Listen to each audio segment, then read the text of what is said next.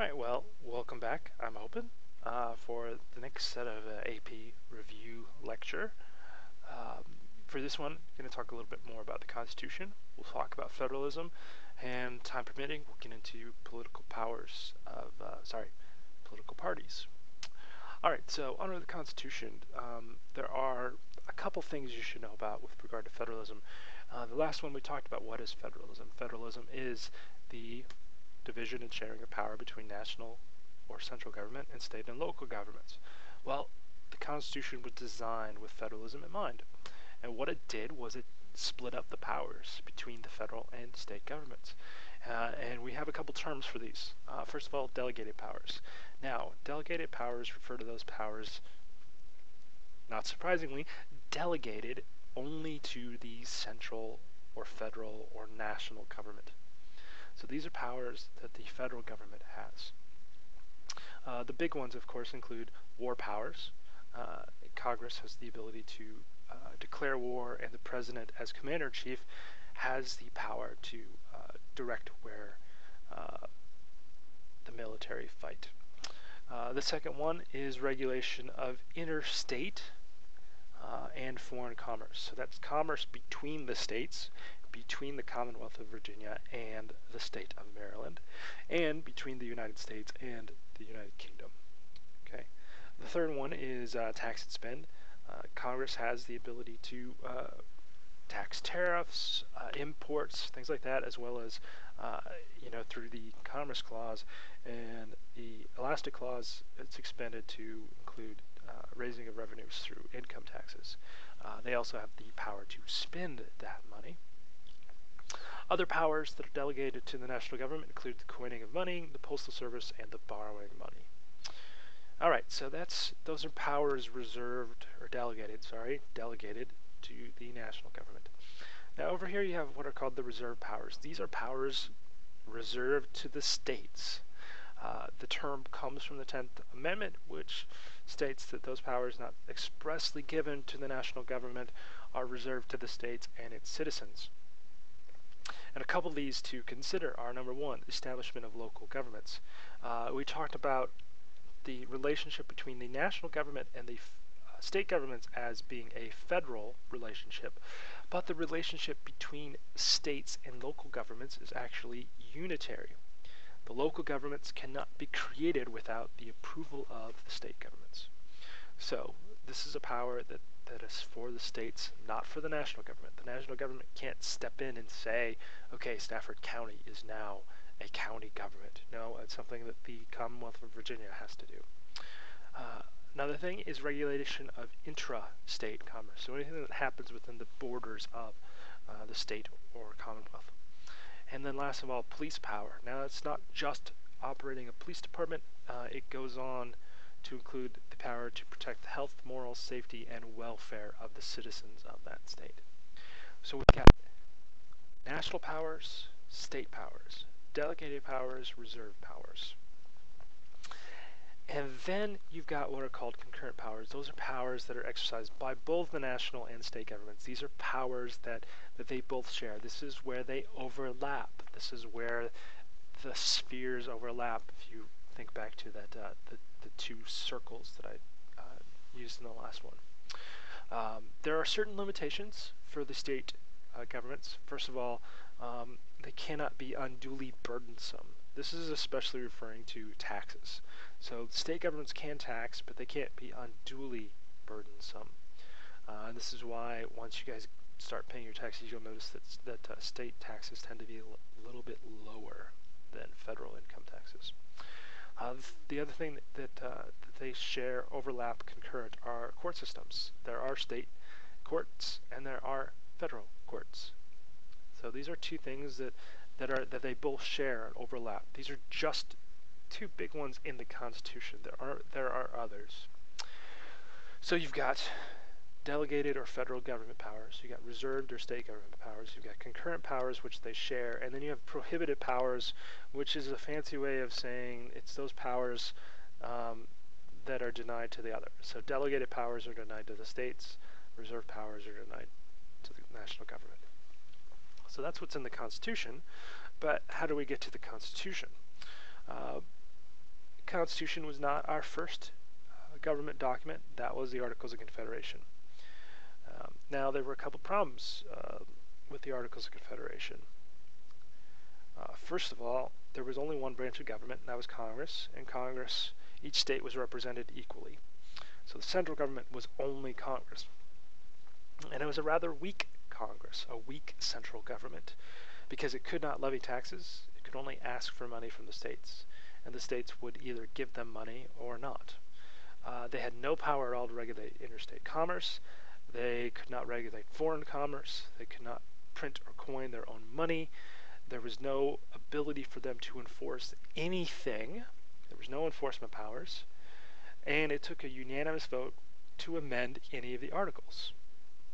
Okay, so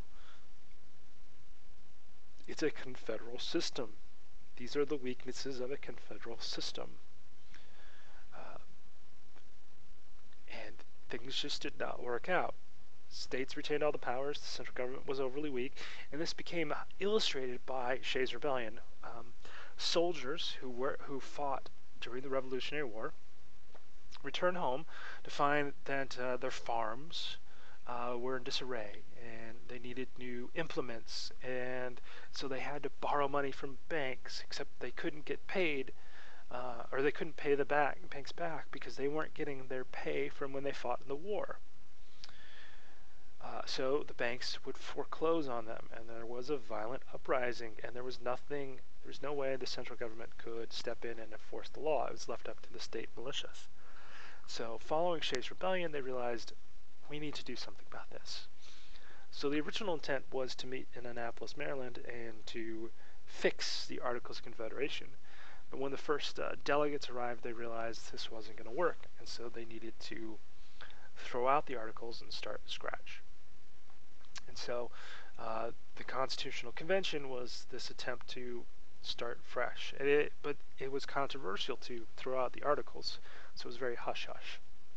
So a couple things about the Constitutional Convention.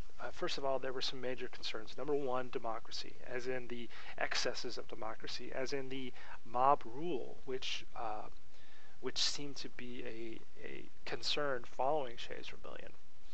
So who had the power? Second of all, voting rights. Who could vote? Ironically, perhaps Benjamin Franklin wanted only wealthy male landowners, white landowners, to be given the right to vote. Of course, that didn't happen. And then last of all, the balance of powers, because the states had too much power, and there was a concern that certain states might have too much power. So all of this led to a rethinking of the role of government. And the first plan proposed was the Virginia Plan. Its chief architect was, unsurprisingly, James Madison, with some help from Alexander Hamilton. It proposed a strong central government, and this idea of a strong central government with three branches became so popular that all subsequent plans just kind of accepted it as fact. It created a bicameral legislature, or it sought to create a bicameral legislature. The larger chamber would be based on population, and state legislatures would select people that they would nominate to be in the smaller chamber, and it was kind of an aristocracy with that smaller chamber. Only the wealthy and the larger chamber would vote on who would be in it. So there was a lot of power concentrated in the larger states. And the small states, of course, didn't like this. So the New Jersey plan was proposed, which accepted this idea of strong central government, but said, let's do a unicameral legislature where every state has the same vote. This favored the small states because the large states couldn't outrank them or couldn't beat them. But of course, the large states didn't like this. So there was the Connecticut Compromise, which basically stated that let's have a bicameral legislature. The House would be based on population, and they would represent the people. It's a popular election. The Senate would be equal for each state. The chief difference here from what we have today is that the senators were appointed by the state legislatures. Okay, so the idea here is the Senate would represent the states, whereas the House would represent the people. This is why the Senate approves treaties, because these are treaties between the United States and other nations. Some other things to think about, the 3/5 compromise. This is the plan which basically said slaves would be counted as 3/5 of a person with regard to the census, which gave some advantage to the slave states, but not too much advantage. And then last of all, you probably can't see it here at the bottom, electoral college. And this is kind of going back to this idea of concern of the downsides of democracy, of mob rule, and so they didn't want the president to be chosen by direct election, so they created the electoral college system. Real quickly, there are 4 or 5 basic functions of parties, political parties. The first one is citizens being connected to the government. This is known as a linkage institution. The idea is that citizens are related to, can be connected to their leaders through the parties themselves. The second one, which on your study guide, it's really 2 different ones. Number 1, there's running candidates for office and picking candidates for office. So the party structure, the party infrastructure to help candidates achieve office. The third or fourth thing, depending on how you look at it, is informing the public, letting people know what are the issues that are important, and providing some experience and expertise. And last of all, organizing the government. This is not about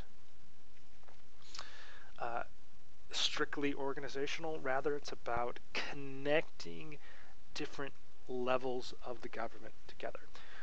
So you've got horizontal integration between the White House and the House of Representatives and Congress, and you've got vertical integration between federal government, state government, and local government. And then last of all, why do we have a 2-party system? Basically because we share values. This is what we're talking about, political culture.